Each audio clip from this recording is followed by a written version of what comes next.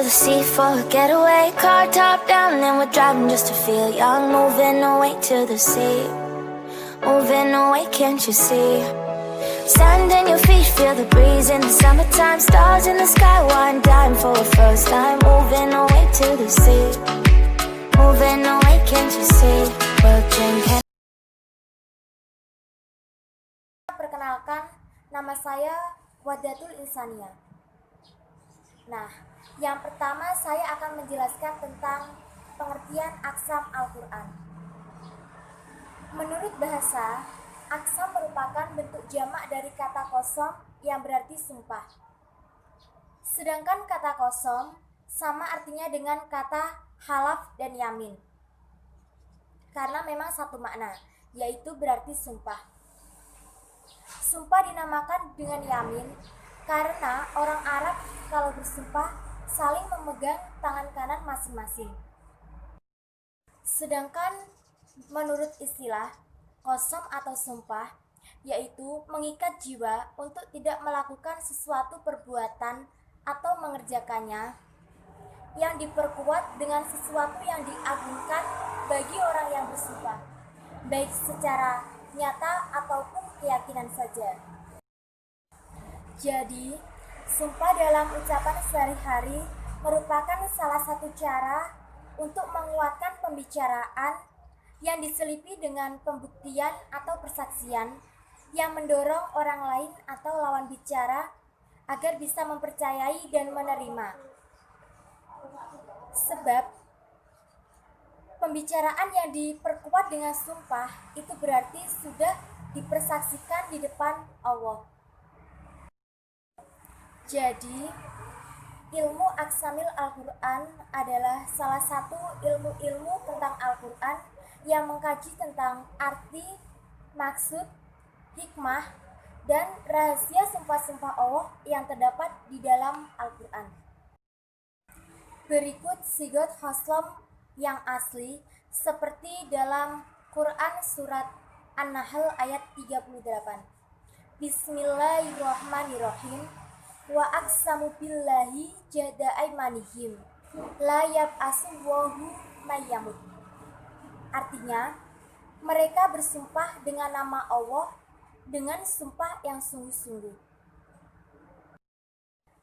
Selanjutnya, penjelasan tentang rukun-rukun aksam Al-Quran.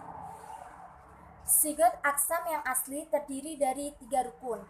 Yang pertama, harus ada fi'il aksam yang dimuta'adikan dengan huruf ba. Terdapat pada Quran surat An-Nur ayat 53. Potongan ayatnya, wa aqsamu billahi jahda aymanihim, yang artinya mereka bersumpah dengan nama Allah dengan sekuat-kuatnya sumpah.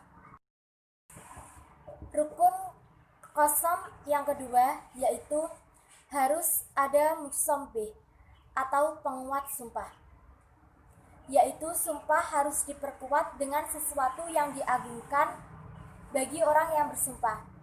Contoh pada Quran surat Al-Hijr ayat 72. La amruka innahum lafi sakrotihim ya'mahun. Artinya, demi umurmu Muhammad, sesungguhnya mereka bergelimang kemabukan. Rukun yang ketiga yaitu harus ada muqsam alaih atau berita yang diperkuat dengan sumpah itu, yakni ucapan yang supaya bisa diterima atau dipercaya oleh orang lain. Seperti pada Quran surat Al-Qiyamah ayat 1. La aqsim biyaumil qiyamah, yang artinya aku bersumpah dengan hari kiamat.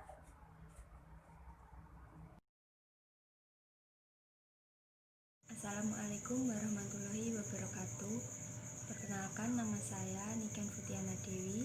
Di sini saya akan membahas tentang macam-macam aksamil Al-Quran dan sigot-sigot aksamil Al-Quran. Selanjutnya, macam-macam qasam dalam Al-Quran.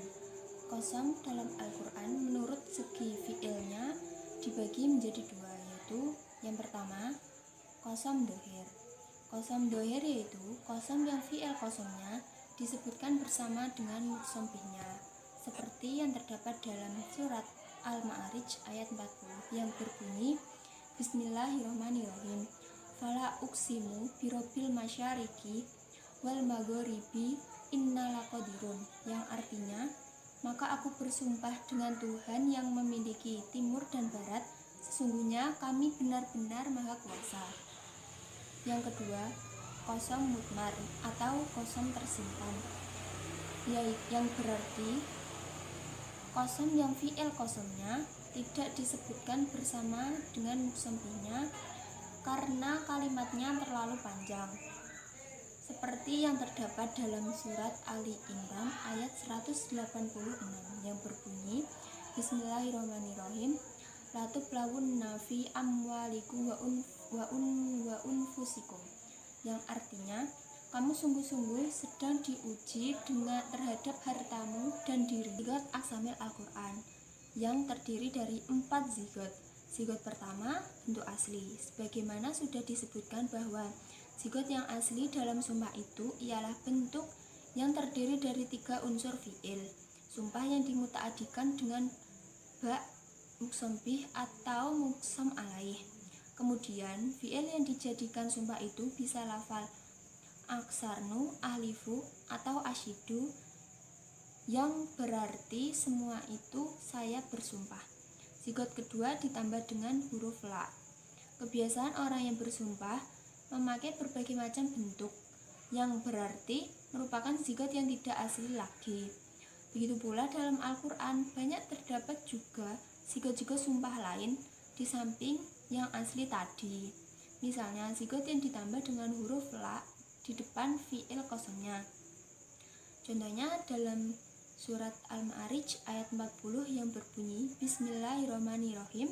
Fala uksimu birabbil masyariki wal magharibi inna laqadirun, yang berarti maka aku bersumpah dengan Tuhan yang memiliki timur dan barat, sesungguhnya kami benar-benar maha kuasa. Zigot yang ketiga ditambah dengan huruf kul bala. Kata-kata zigot kosam dalam Al-Quran ditambah dengan kata kul bala. Hal ini terdapat dalam surat At-Takabun ayat 7 yang berbunyi Bismillahirrahmanirrahim. Kul bala wa rabbi latub asun, yang artinya katakanlah tidak demikian, demi Tuhanku pasti kalian akan dibangkitkan. Zigot keempat ditambah dengan kata kulli. Kadang-kadang sumpah dalam Al-Quran ditambah dengan kata kulli, seperti yang terdapat dalam surat Yunus ayat 53 yang bunyinya Bismillahirrahmanirrahim. Kulli wa rabbi innahu lahaq, artinya katakanlah benar demi Tuhanku sesungguhnya azab adalah benar. Perkenalkan, nama saya Nia Zulia Rahmawati. Di sini saya akan menjelaskan tentang faedah kosam dan pandangan para ulama tentang aqsamil Quran. Yang pertama yaitu faedah kosam. Dengan menggunakan sumpah untuk memperkuat pemberitaan, maka ada faedah yang akan diperoleh. Di antaranya yaitu yang pertama, beritanya sudah sampai pada pendengar. Dan kalau bersumpah memakai nama Allah, maka orang itu tidak mudah untuk menolak berita tersebut, jadi dia bisa percaya.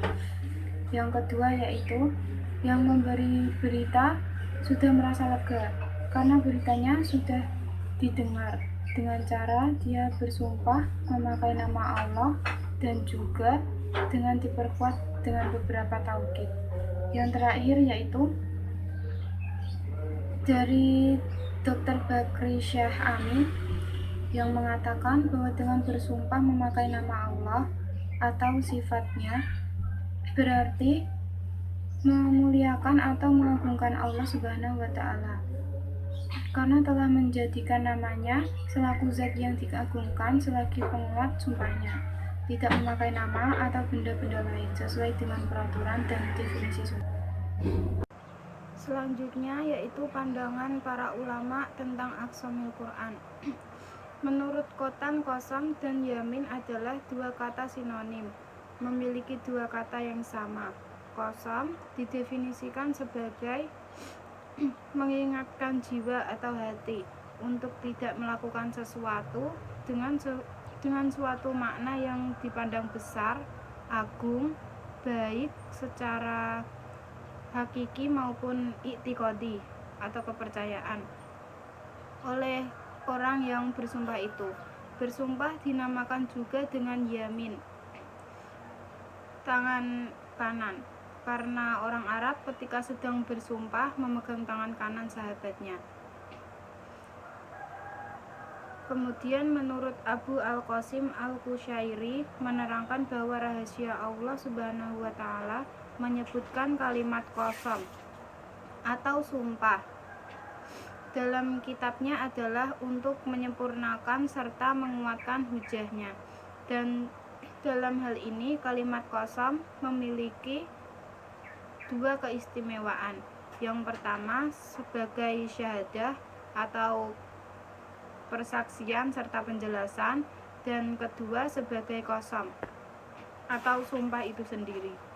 Jurnani seperti yang dikutip oleh Hasan Mansur Nasution, sumpah adalah sesuatu yang dikemukakan untuk menguatkan salah satu dari dua berita dengan menyebutkan nama Allah atau sifatnya.